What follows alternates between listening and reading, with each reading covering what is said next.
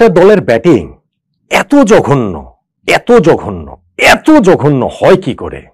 বাংলাদেশ এখন ওয়ানডে ক্রিকেটে যে ব্যাটিং করে সেটাকে জঘন্য বললেও আসলে কিছুই বলা হয় না। আফগানিস্তানের কাছে আমরা যে ওয়ানডে সিরিজটা 2 ম্যাচেই হেরে গেলাম, তৃতীয় ম্যাচে জিতলেও যে আর সিরিজ জয়ের আমাদের কোনো সম্ভাবনার জায়গাটা নেই, সেইখানটাতে ব্যাটসম্যানদের ব্যাটিং এর দায়টাই সবচেয়ে বেশি, এবং এতটাই বেশি যে বাংলাদেশের বোলাররা এখন ওই ছোটবেলার মতো চাইলে বলতে পারে খেলবো না, তোমাদের সাথে আমরা খেলবো না। বোলারদের, ফিল্ডারদের এত হিউজ এফোর্ট, ট্রিমেন্ডাস এফোর্ট, ম্যাচের পর ম্যাচ, এমন এফোর্টের আসলে মূল্যটা কোথায় যখন ব্যাটসম্যানরা ওই ম্যাচের পর ম্যাচ এরকম দায়িত্বজ্ঞানহীন ব্যাটিং করেন? আমরা আফগানিস্তানের 190 রান তাড়া করতে পারিনি, আমরা 30 ওভার ব্যাটিং করতে পারিনি, আমরা 81 রানে ম্যাচটা হেরে গিয়েছে, আমরা মাত্র 109 রানে অল আউট হয়ে গিয়েছি। এইটা যদি হয় একটা দলের ওয়ানডে ম্যাচের ব্যাটিং এর চিত্র, তাহলে সেই দলটার যে 2027 বিশ্বকাপ খেলাটা অনিশ্চয়তার মধ্যে পড়ে যাবে। আমার তো এখন সরাসরি কোয়ালিফাই করাটা তো মনে হচ্ছে যে বহুদূরের ব্যাপার। আলটিমেটলি ওই Netherlands, Namibia, Uganda, Nepal, USA, UAE এই জাতীয় দলের সঙ্গে খেলেই কি আমরা টিকিটটা পাই কিনা সেটা নিয়ে ঘোরতর সংশয়ের জায়গা তৈরি করেছে আমাদের দল, স্পেসিফিক্যালি আমাদের ব্যাটসম্যানরা। আফগানিস্তানের কাছে এই ম্যাচটা যে বাংলাদেশ 81 রানে হেরে গেল, সেইটাতে টার্নিং পয়েন্ট খুঁজতে গিয়েই এই আলোচনাগুলো করতে হচ্ছে।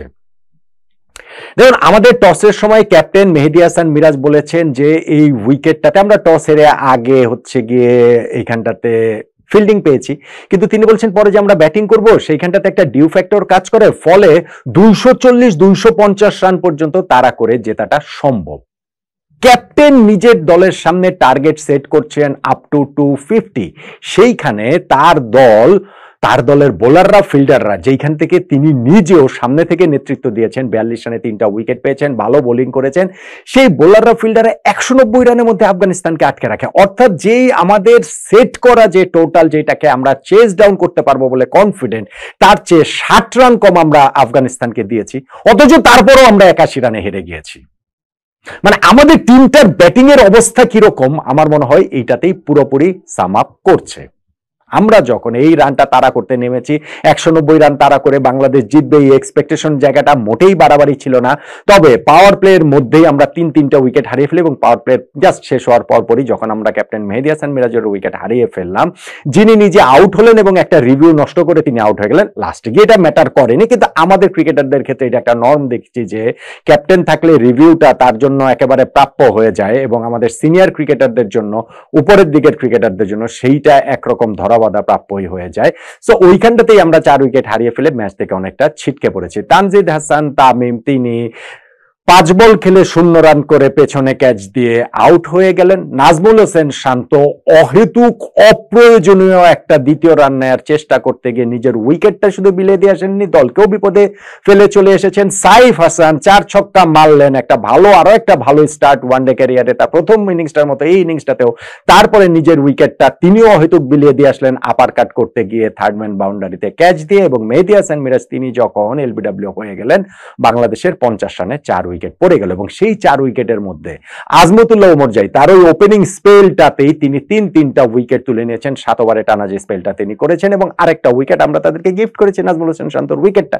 এখন এই অবস্থা থেকে কি বাংলাদেশের ম্যাচ জেতাটা সম্ভব ছিল না? ছিল, অবশ্যই ছিল। যেহেতু আস্কিং রেটের প্রেসার ওই রকম নেই, যেহেতু আমাদের হিউজ রান করতে হবে, তা না ভাই ওয়ানডে ক্রিকেটে যে কোনো উইকেটেই 200 নিচে রান তাড়া করা এটা কোনো ঘটনা, এটা এখনকার সময়ে কোনো ঘটনা। অন্য বেশিরভাগ দল তো এই রানটা তারা ঘুমে তারা করে ফেলতো। ইনফ্যাক্ট যদি আফগানিস্তানের যে ব্যাটিং লাইন আপটা এত নড়বড়ে, তারাও যদি বাংলাদেশের এই দুর্দান্ত বোলিং লাইন আপের বিপক্ষেও যদি এই 200 নিচে টার্গেট পেত, ওই রান তারা করে তারা জিতে যেত, সহজেই জিতে যেত। ফলে 50 রানে 4 উইকেট হারানোর পরও যে বাংলাদেশের জয়ের কোনো চান্স ছিল না, বিষয়টা সেটা নয়। এবং ওই জায়গাটাতে একটা পার্টনারশিপ যখন হলো, আমাদের মনে হলো যে না, জাকের আলী অনেক এবং তাওহিদের এই জুটিটাতে বাংলাদেশকে আবারও একটু স্বপ্ন দেখানো শুরু করেছিল। কিন্তু কতক্ষণ আর আজমতুল্লাহ ওমরজাই যেটা শুরু করেছেন, রাশিদ খান সেটা শেষ করলেন। ওমরজাই পেয়েছিলেন 3 উইকেট, রাশিদ খান পেলেন 5 উইকেট। তার গুগলি বুঝতে ব্যর্থ হয়ে বিগ শট খেলার চেষ্টায় তাওহিদ হৃদয় নিজের উইকেটটা ছুড়ে ফেলে এসেছেন 34 বলে 24 রান করে। আগের 3টা ওয়ানডেতে 50 করা ব্যাটসম্যান যখন এইভাবে এই ক্রুশিয়াল মোমেন্টে এরকম ভাবে উইকেটটা দিয়ে আসবেন, সেইটা টিমের সাইকোলজিতে এফেক্ট ফেলতে বাধ্য।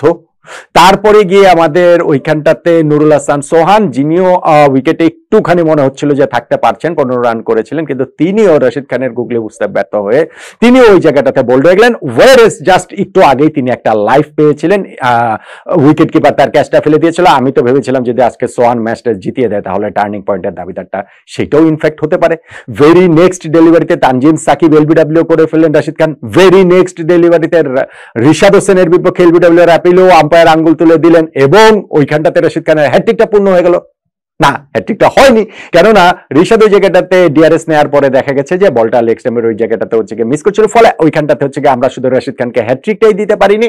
কিন্তু রশিদ খান তারপরে আরো হচ্ছে গিয়ে যেটা বললাম যে 5 উইকেটে সহ জাকের আলী অনেক, আমাদের আরেক ব্যাটসম্যান যিনি এই উইকেটটাতে অনেকক্ষণ ধরে ছিলেন, 43 বলে 18 রান করেছেন এবং তারপরে শর্ট কাভারে তিনি যেভাবে ক্যাচ তুলে দিয়ে এসেছেন, এইটা ভাই ক্লাস 4-5 এর বাচ্চাদেরকে ফিল্ডিং প্র্যাকটিসের সময় কোচ এইভাবে ক্যাচিং প্র্যাকটিস করায়, এইভাবে আসলে শেখায় যে জঘন্যভাবে হচ্ছে গিয়ে জাকের আলী অনেক তিনি আউট হলেন। ফলে বাংলাদেশ এই জায়গাটাতে আমরা মাত্র 109 রানে অল আউট হয়ে 81 রানের বিশাল ব্যবধানে ম্যাচটা হেরে গেলাম, যেই ম্যাচটা বাংলাদেশের জেতার কথা ছিল। ব্যাটিং ইনিংসটা যখন আমরা শুরু করেছি তখন জয়ের চান্স বাংলাদেশের 80% 90% বলে আমরা অনেকেই ভেবেছিলাম। দলের উপরে একটুখানি বেশি বোধহয় আমরা আশা করে ফেলেছিলাম এবং সেইখানটাকে আজমতুল্লাহ ওমর জাই, রশিদ খানরা সেটা প্রুফ করে দিয়েছেন যে বাংলাদেশ ওয়ানডে ক্রিকেটে আসলে কত কত কত কত পিছিয়ে গেছে আধুনিক এই ওয়ানডে ক্রিকেটটা থেকে। তার আগে আমাদের বোলাররা, ফিল্ডাররা তারা ট্রিমেন্ডাস এফোর্ট দিয়েছে, যেটা আমি বলছিলাম যে মাত্র 190 এর মধ্যে আফগানিস্তানকে আটকে রাখা। হ্যাঁ, এইখানটাতে আমরা পাওয়ার প্লেতে ওদের 2টা উইকেট তুলে নিয়েছি। শুধু সেইটা না, তারপর পরই যখন রহমত শাহ আগের ম্যাচে যিনি 50 করেছিলেন তিনি ওই ইনজুরির কারণে মাঠ থেকে বেরিয়ে যেতে বাধ্য হলেন, বাংলাদেশ এরপরে দ্রুত আরো কয়েকটা উইকেট তুলে নিল। ফলে আফগানিস্তানকে আমরা ওই জায়গাটাতে এমনভাবে চেপে ধরেছিলাম যে আমাদের মনে হচ্ছিল আমরা ওইখানটা থেকে তাদেরকে কত কম রানে আটকে রাখতে পারি, আটকে ফেলতে পারি। ইব্রাহিম জাদরান একটা সাইড আগলে ধরে তিনি ছিলেন এবং 95 রানের একটা ইনিংস তিনি খেলেছিলেন, যদিও 60 রানের সময় তিনি একবার বেঁচে গিয়েছিলেন আম্পায়ার্স কলে, মানে রিশাদ হোসেনের ওই বলটাতে গুগলিটা তিনি রিড করতে ব্যর্থ হয়েছিলেন। যদি আম্পায়ার তাকে আউট দিতেন তিনি আউট হয়ে যেতেন, কিন্তু সেটা হয়নি, যেই কারণে তিনি একটা সাইড আগলে রেখে পুরো ইনিংসটা অ্যাঙ্কর করতে পেরেছেন। মিরাজের বলে তিনি যখন আউট হন তখন সেঞ্চুরি থেকে তিনি মাত্র 5 রান দূরে ছিলেন। তো ওইখানটা থেকেও তাদেরকে আমরা যখন লাস্টে গিয়ে আবার এই রহমত শাহ ব্যাটিং এ তিনি নেমেছিলেন, কিন্তু 1 বলের বেশি সার্ভাইভ করতে পারেননি এবং ওই জায়গাটাতে তার ওই ইনজুরিটাকে খুবই আসলে খারাপই দেখাচ্ছিল, যেই কারণে বাংলাদেশের এইখানটাতে এই রহমত শাহর ইনজুরি জনিত একটুখানি লাক আমাদের সঙ্গে ছিল। তারপর আমাদের বোলার এফোর্টটাকে খাটো করে দেখার উপায় নাই। আপনি রিশাদ এই ম্যাচে কামব্যাক করেছে, কি দুর্দান্ত বোলিং করে 2টা উইকেট তিনি নিয়েছেন। মুস্তাফিজ উইকেট না পেলেও ভালো বোলিং করেছেন। মিরাজ তো 3 উইকেটই তিনি তুলে নিয়েছেন। তানজিম সাকিবের যে 2টা শিকার রয়েছে, আমরা এই ম্যাচে বোলিং লাইন আপে একটু চেঞ্জ করেছি, 3 পেসার 2 স্পিনার থেকে 3 স্পিনার 2 পেসারে গিয়েছি। তানভীরও ভালো বোলিং করেছেন। সো সব মিলিয়ে আমাদের বোলারদের, আমাদের ফিল্ডারদের এফোর্ট টপ ক্লাস ছিল। ওই যে দৌড়ে এসে বাউন্ডারি রোড থেকে ডিরেক্ট থ্রোতে তানজিম সাকিব একটা তো আউটও করে দিলেন, রান আউট। তো আমাদের বোলার ফিল্ডারদের কাঠগড়ে দাঁড় করানোর উপায় নেই। যেই ম্যাচে ক্যাপ্টেন বলেন যে 240 250 তারা করা সম্ভব, তার বোলার ফিল্ডাররা তারই নেতৃত্বে সেইটা আরো 60 রান কমে 190 রানে আটকে রাখতে পারে আফগানিস্তানকে। সেইখানটাতে আমাদের ব্যাটসম্যানরা কি কারণে 81 রানে ম্যাচ হেরে যাবেন, এটা একটা অবিশ্বাস্য ব্যাপার। এবং বাংলাদেশের যে ওয়ানডে ক্রিকেটে আমরা যে আসলে ক্রমশ কতটা পিছিয়ে যাচ্ছি তার একটা আসলে প্রামাণ্য চিত্র হয়ে এই ম্যাচটা থাকবে বলেই আমার কাছে মনে হচ্ছে। আফগানিস্তানের তুলনায় আমরা আসলে এখন কোনো দলই না।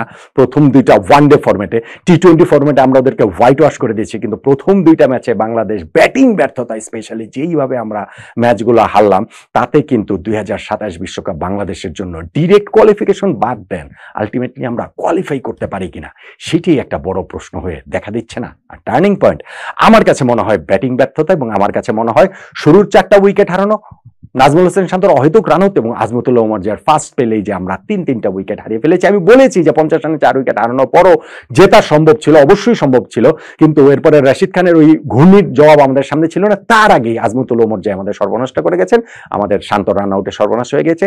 শুরুতেই 50 রানে 4 উইকেট হারানোই তাই বাংলাদেশের এই পরাজয়ের, এই জঘন্য পরাজয়ের, এই বিশ্রী ব্যাটিং ব্যর্থতার ম্যাচে পরাজয়ের টার্নিং পয়েন্ট বলে আমার কাছে মনে হচ্ছে।